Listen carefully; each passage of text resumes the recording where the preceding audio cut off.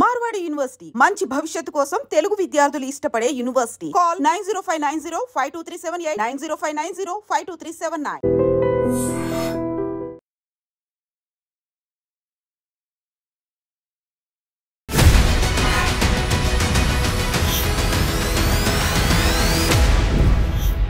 నమస్తే, welcome to I dream inside politics with Kavitha. కేంద్ర cabinet ఒక కీలక నిర్ణయం తీసుకుంది. దేశవ్యాప్తంగా కుల గణన చేస్తాము, సెన్సెస్తో పాటుగానే కుల గణన కూడా జరుగుతుంది అని కేబినెట్ అనౌన్స్ చేసింది. కాంగ్రెస్ పార్టీ ఇదంతా తమ క్రెడిటే అంటోంది. రాహుల్ గాంధీ వల్లే కేంద్రం కులగణన డెసిషన్ తీసుకుందని, తెలంగాణ దేశానికి రోల్ మోడల్ అవుతుందని రాష్ట్ర కాంగ్రెస్ నేతలు కూడా చెప్తున్నారు. ఓవరాల్గా దేశవ్యాప్తంగా జరగబోతున్నటువంటి కుల గణన ఎలాంటి ఫలితాలని ఇవ్వబోతోంది, ఏం ఎక్స్పెక్ట్ చేయొచ్చు? మనతో పాటుగా ఉన్నారు పొలిటికల్ అనలిస్ట్ వి ప్రకాష్ గారు. ప్రకాష్ గారు నమస్కారం అండి. గతంలో మనం చాలాసార్లు మాట్లాడుకున్నాము, ప్రతి సవాళ్ళు కూడా అయ్యాయి కులగణనకి సంబంధించి. ఇప్పుడైతే ఒక డెసిషన్ తీసుకున్నారు, రాబోయే సెన్సెస్తో పాటుగా కులగణన కూడా జరుగుతుంది అని.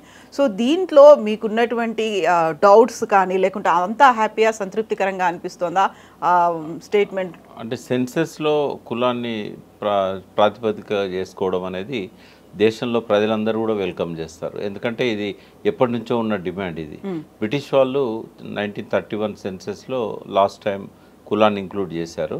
అంతకుముందు కూడా వాళ్ళు కులాన్ని అందులో పెట్టేవాళ్ళు. కానీ స్వాతంత్రం వచ్చిన తర్వాత వీళ్ళ కులం అనే కాలం తీసేశారు. అయితే అది ఉండడము చాలా అవసరం. కులంతో పాటు ఉపకులం కూడా పెట్టాలి. ఈ రెండు ఉండడం వల్ల ఏమైందంటే దేశంలో ఏ కులం వాళ్ళు ఎంతమంది ఉన్నారు ఇది తెలవడం అనేది చాలా అవసరం. ఎందుకంటే రూరల్ ఎకానమీ అనేది ఆ కులం మీదనే ఆధారపడి ఉంటుందమ్మా. ఆ కుల వృత్తులు ఇంకా ఉన్నాయి కదా, పోలేదు కదా. అంటే మోడర్నైజ్ అయినా కూడా చాలా వరకు ఇంకా కుల వృత్తులు గ్రామాలలో బతికే ఉన్నాయి, కులం బతికే ఉంది. ఎన్నికలలో వీళ్ళకి కావాల్సింది కూడా కులమే.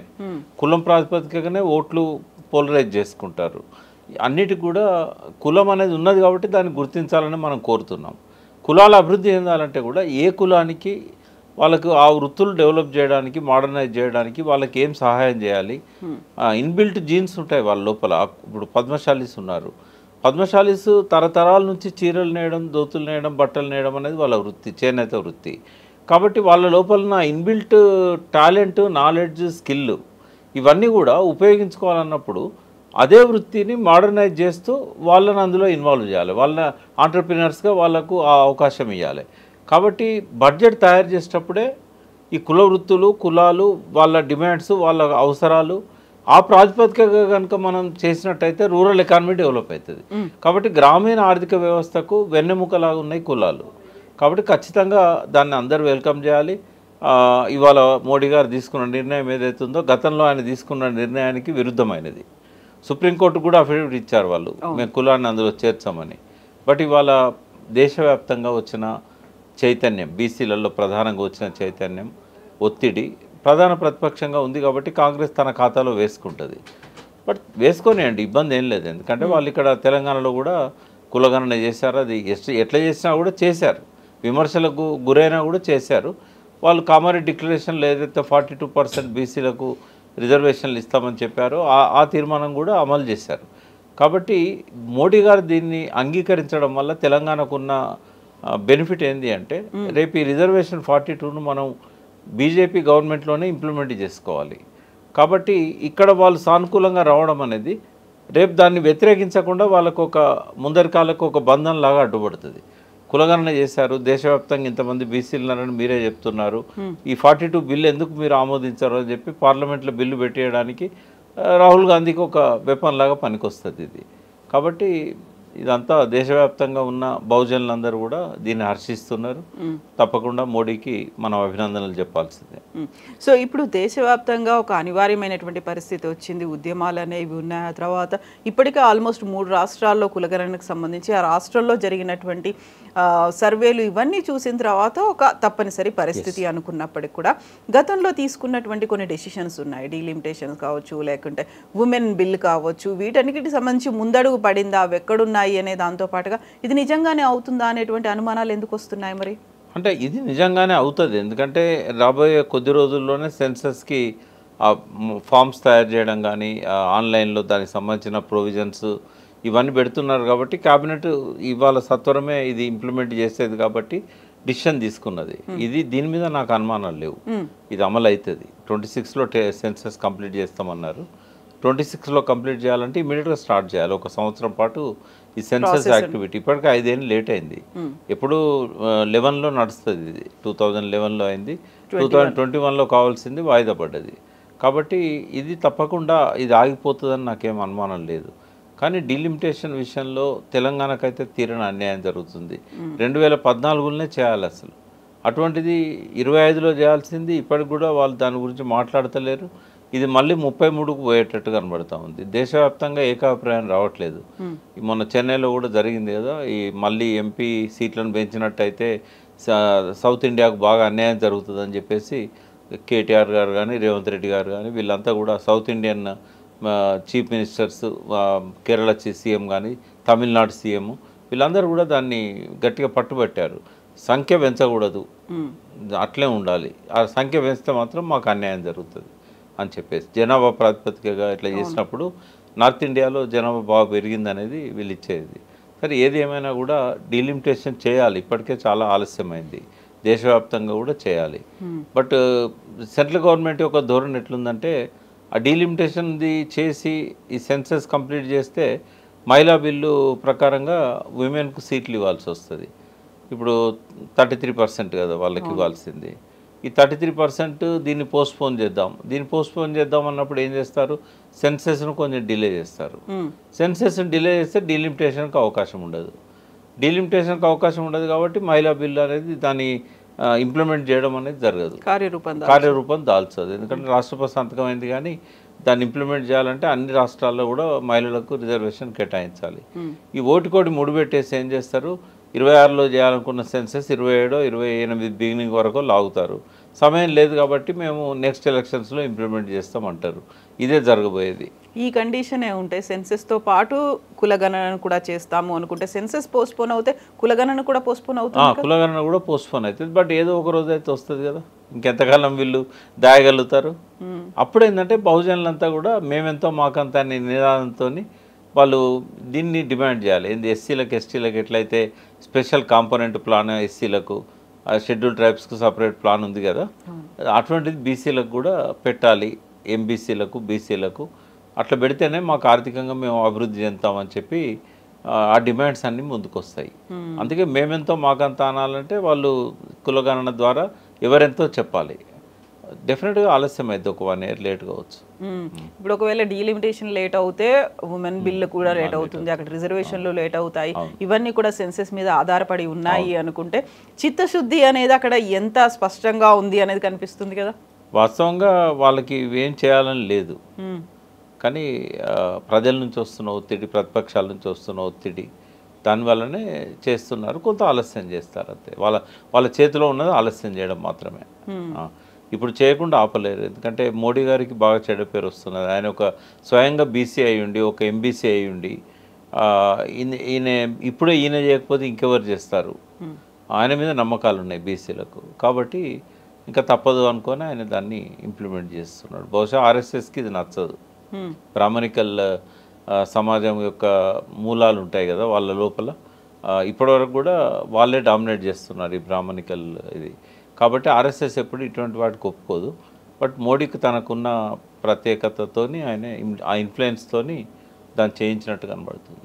కాకుంటే ఎస్సీ ఎస్టీ వర్గీకరణకు సంబంధించి సప్లాన్కి సంబంధించి మాత్రం మోదీ అయితే ఒక అనౌన్స్మెంట్ చేశారు, ఆ తర్వాత సుప్రీంకోర్టు కూడా వచ్చింది, దాన్ని కూడా అనివార్య పరిస్థితుల్లో యాక్సెప్ట్ చేసింది, అంతేనా? అంతే. అంటే ఎస్సీ ఎస్టీల విషయంలో కాన్స్టిట్యూషనల్ గ్యారంటీ ఉంది కదా వాళ్ళకి. ఆ తర్వాత ఎప్పటి నుంచో వాళ్ళకి special component plan, tribal sub plan అనేది టీఎస్పీ ఎస్సీపీ అంటారు. ఇవి ఎప్పటి నుంచో ఉన్నాయి. కాబట్టి ఇందులో తెలంగాణ చేసిన అమెండ్మెంట్ ఏదైతే ఉన్నదో ఈ సంవత్సరం ఖర్చు కాని నిధులను డైవర్ట్ చేయకుండా మళ్ళీ నెక్స్ట్ ఇయర్ ఆ పూల్లో ఈ ఫండ్స్ ఉండాలి అని దాన్ని నోడల్ ఏజెన్సీని పెట్టి ఇది ఇంప్లిమెంట్ అయ్యేటట్టుగా కేసీఆర్ గారు చేశారు. అట్లా అన్ని రాష్ట్రాల్లో కూడా అది జరగాలి. అది జరగట్లేదు. ఒక సంవత్సరం కేటాయిస్తారు, లాస్ట్ మార్చ్ వచ్చేసరికి వాటిని డైవర్ట్ చేస్తారు ఖర్చు కాలేదని రకరకాల వాటికి. అట్లా చేయకుండా ఎస్సీల కోసం కేటాయించిన డబ్బంతా అట్లా ఎస్సీలకే 1 సంవత్సరం ఖర్చు కాకపోతే 2 సంవత్సరాలు లేదంటే 3 సంవత్సరాలకు కూడా అది పోతూ ఉండాలి. అంతేగాని ఆ డబ్బులను డైవర్ట్ చేయడం అనేది కాదు. సో ఇప్పుడు బీజేపీ లేదంటే కేంద్ర ప్రభుత్వం తీసుకున్నటువంటి నిర్ణయము ఆర్ఎస్ఎస్ ఏమైనా వ్యతిరేకిస్తుందా? బ్రాహ్మణికల్ అప్రోచ్ ఉంది అనుకున్నప్పుడు బీజేపీ చేసేటువంటి ఒక వాదన ఒకటి ఉంది. మేము ఒక ట్రైబల్ని మేము ప్రెసిడెంట్ని చేసాము, రాష్ట్రపతిని చేసాము, అలాగే ఒక మైనారిటీని రాష్ట్రపతిని చేసాము, ఇవన్నీ మేము చేసాము, ఎందుకని అలాంటి ఒక వాదన, మా మీద ఒక అభిప్రాయము, ఒపీనియన్ అనేది ఉంది అనేటువంటి మాట. అంటే అది షోపుటప్ అంటాం కదా మనం, చెప్పుకోవడానికి మాత్రమే. మేము ట్రైబల్ను, మేము ముస్లింను ప్రెసిడెంట్ చేసాం. వాజ్పేయి కదా అబ్దుల్ కలాంను ప్రెసిడెంట్ చేసింది, అది బీజేపీ గవర్నమెంటే కదా.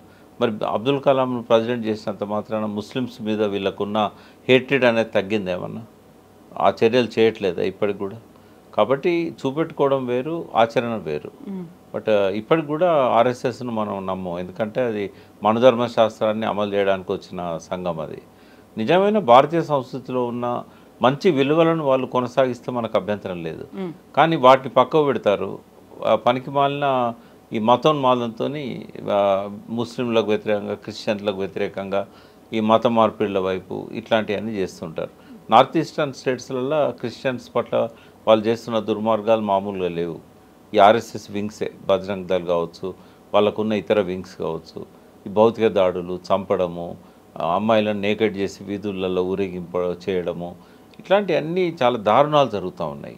అయితే సేమ్ టైం వాళ్ళు కూడా స్వయం సేవకులుగా చేసేటువంటి సేవ, న్యాచురల్ కెలామిటీస్ కావచ్చు, లేకుంటే ఏదైనా ఉత్పాతాలు, ప్రమాదాలు వచ్చినప్పుడు వాళ్ళంతటి వాళ్ళు వాలంటీర్గా వచ్చి చేస్తున్నారు కదా, అప్పుడు చూడట్లేదు కదా ఇలా? అంటే మంచి చెడు రెండు ఉంటాయి. ఇప్పుడు ఈ స్వచ్ఛందంగా చేసే పనిని ఎవరు వ్యతిరేకించరు, అది అందరు చేస్తారు.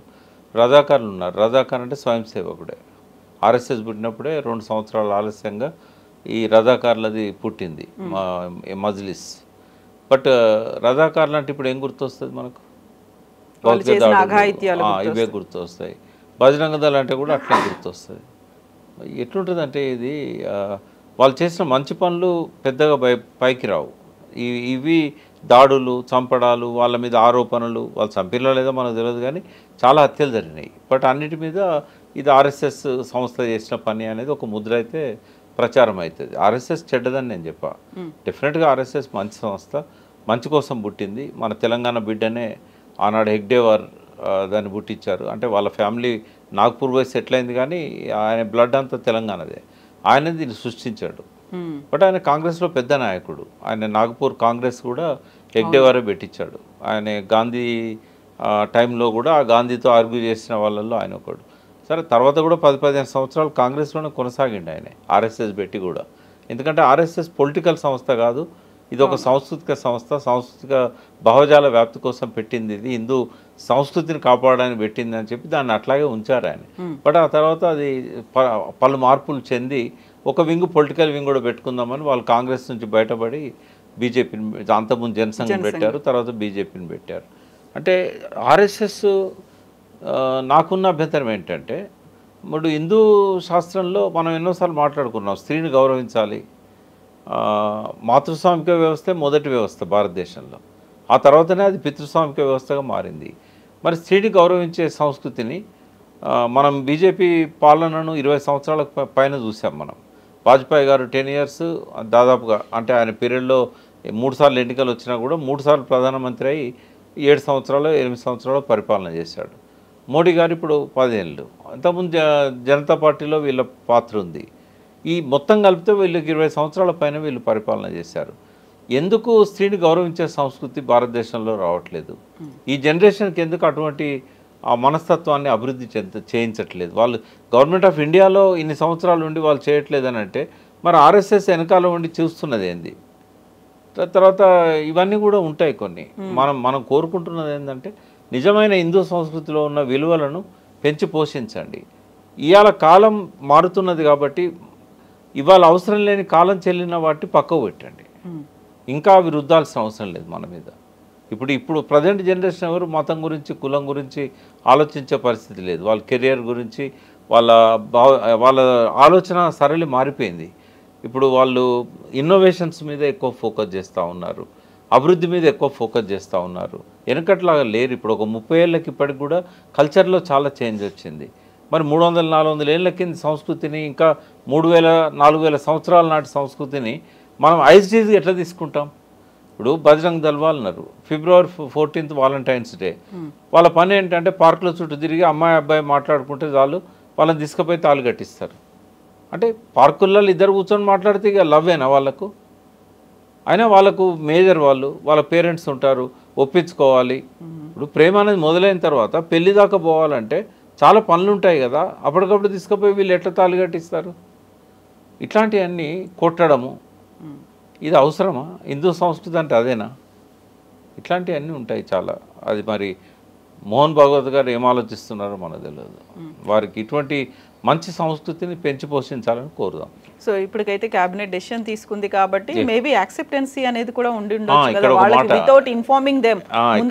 చెప్పాలి ఇక్కడ మాట, RSS కాన్సెప్ట్ లేకుండా ఏమీ ఇటువంటి డిసిషన్ తీసుకోరు. మొన్న వచ్చి అర్ధరాత్రి మోహన్ భాగవత్ మోడీ గారి భేటీ నాకు తెలిసి చరిత్రలో మొదటిసారి. ప్రధానమంత్రులైనా నాగపూర్ పోయి వాళ్ళతో మాట్లాడతారు తప్ప మోహన్ భాగవత్ గారు వచ్చి మోడీతోని అర్ధరాత్రి సమావేశం పెట్టుకున్నారు. అది కూడా యుద్ధ మేఘాలు కమ్ముకున్న సమయంలో. అంటే దేశం అంతా ఆందోళన చెందుతున్నది, ఎక్కడ వీళ్ళు పాకిస్తాన్ మీద యుద్ధం చేస్తారో ఏమో.